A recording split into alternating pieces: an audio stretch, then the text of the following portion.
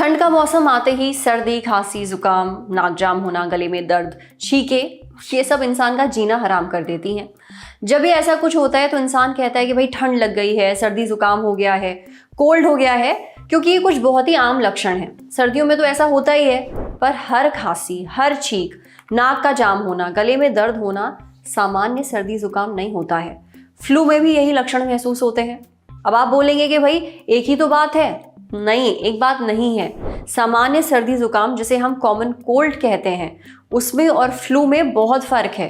भले ही इनके लक्षण आपको एक जैसे लगते हों, इन दोनों का इलाज भी अलग होता है। अगर आप फ्लू को महज सर्दी जुकाम समझकर घरेलू नुस्खों से ठीक करने की कोशिश करते हैं तो तबीयत और ज्यादा बिगड़ सकती है। आज सेहत के इस एपिसोड में हम डॉक्टर से समझते हैं कि फ्लू और कॉमन कोल्ड, यानी कि जो सामान्य सर्दी जुकाम है, इनमें क्या फर्क होता है। फ्लू और कॉमन कोल्ड होने के क्या क्या अलग अलग कारण हैं, इनके लक्षणों में क्या फर्क होता है, साथ ही जानेंगे इनसे बचने के तरीके और इलाज। तो सुनिए। Powered by Sensodyne K। बस पैक नहीं है। SLS पैराबेन और दूध का करंट भी कौन, तो लाइफ का करंट ऑन, कुछ भी तो ट्राई करके देख ले। Sensodyne K toothpaste for sensitive teeth. Common cold मतलब सामान्यतः ये एक साधारण बीमारी है जिसमें जो सिम्टम्स हैं 3 से 4 दिन तक रहते हैं, जबकि कि फ्लू जो है वो एक थोड़ा सा उसका बड़ा रूप है, या समझ लें कि सर्दी खांसी के साथ इसमें बाकी समस्याएं भी हो सकती हैं, जिसके लिए अस्पताल में भर्ती होने की ज़रूरत पड़ सकती है, निमोनिया हो सकता है, या इसके गंभीर परिणाम भी हो सकते हैं। कॉमन कोल्ड बेसिकली 3-4 दिन में आमतौर पर जो देसी नुस्खे हैं उनसे भी ठीक हो जाता है, या आप ओवर द काउंटर दवाइयां हैं जैसे पैरासीटामोल है या कोई भी एंटी एलर्जिक सेट्रिजिन वगैरह से ठीक हो जाएगा। जबकि कि फ्लू के लिए आपको अपने चिकित्सक से परामर्श करना पड़ेगा, क्योंकि ये बीमारी थोड़ी खतरनाक हो सकती है, जिसमें अस्पताल में भर्ती होने की भी जरूरत पड़ जाती है अगर सही समय पर इलाज ना हो। कॉमन कोल्ड या सामान्य सर्दी जुकाम है, ये करीबन 200 तरह किस्म के वायरस से होता है, और आमतौर पर जो मोस्ट कॉमन है, जो सबसे ज़्यादा, वो राइनो वायरस एक प्रजाति होती है वायरस की, उससे होता है। जबकि कि फ्लू जो है, इन्फ्लुएंजा, या तो इन्फ्लुएंजा ए या बी, या कई बार पैरा इन्फ्लुएंजा वायरसेस होते हैं। इसमें जो इन्फ्लुएंजा ए वायरस है उसमें खासकर H1N1, जैसे नाम सुना होगा आपने, स्वाइन फ्लू का, जो आज से 10 साल पहले जिसने काफ़ी लोगों को गंभीर रूप से बीमार किया था, वो भी एक इन्फ्लुएंजा की या फ्लू की ही एक वैरायटी है। H1N1 या H3N2 ये 2 किस्म के प्रजातियां हैं इन्फ्लुएंजा ए में, और इन्फ्लुएंजा बी से भी जो बीमारी होती है वो भी काफ़ी गंभीर हो सकती है। और इन दोनों के लिए जो शुरुआत में ही आपको जब लक्षण होते हैं, जब आने चालू होते हैं, तभी आपको अपने डॉक्टर से परामर्श करना चाहिए। जो पैरा इन्फ्लुएंजा वायरसेस होते हैं वो भी एक किस्म का फ्लू होता है, लेकिन उसमें जो सिम्टम्स हैं वो बहुत ही माइल्ड होते हैं, या बहुत ही हल्के सिम्टम्स होते हैं, उसमें खास इलाज की जरूरत नहीं होती है।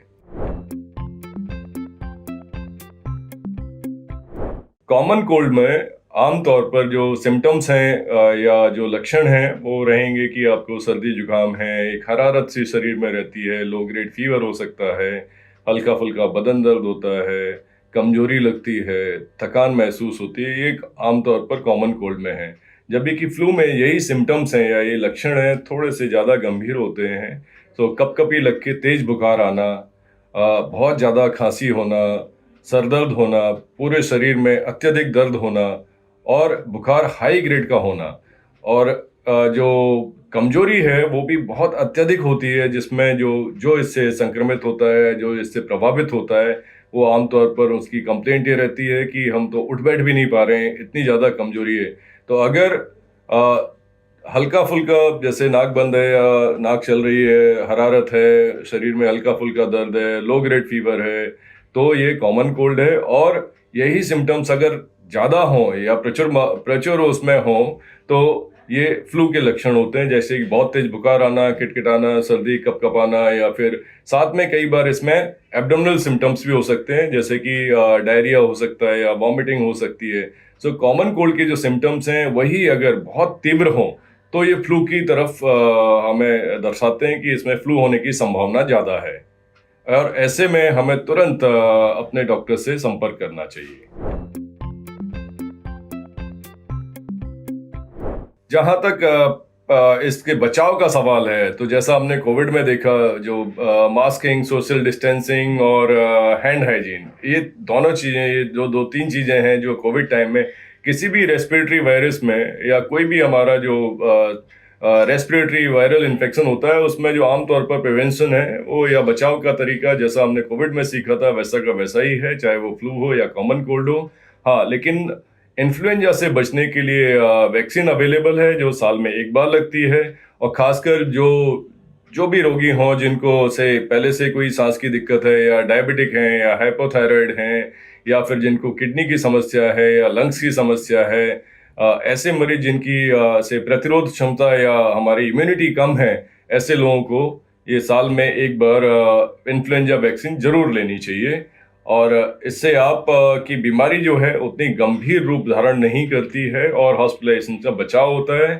प्लस अगर आपको इन्फ्लुएंजा के सिम्टम्स हैं तो शुरुआती दौर में पहले 2 या 3 दिन में ही अपने डॉक्टर से संपर्क करें। कुछ दवाइयाँ उपलब्ध हैं जो आपको दी जाएंगी, जिससे कि आपका इन्फ्लुएंजा अगर है तो भी सही इलाज सही समय पर संभव है और उससे हॉस्पिटलाइजेशन की ज़रूरत टल सकती है, क्योंकि ये कई बार भयानक हो सकता है, जिसमें आईसीयू हॉस्पिटलाइजेशन हो सकता है या कई बार जानलेवा भी हो सकता है।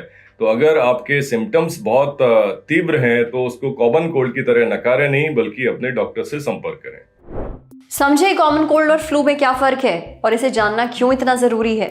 जैसा डॉक्टर साहब ने बताया, अगर आपको फ्लू के लक्षण महसूस होते हैं तो बिना देर करे डॉक्टर से मिलिए, क्योंकि फ्लू गंभीर रूप ले सकता है।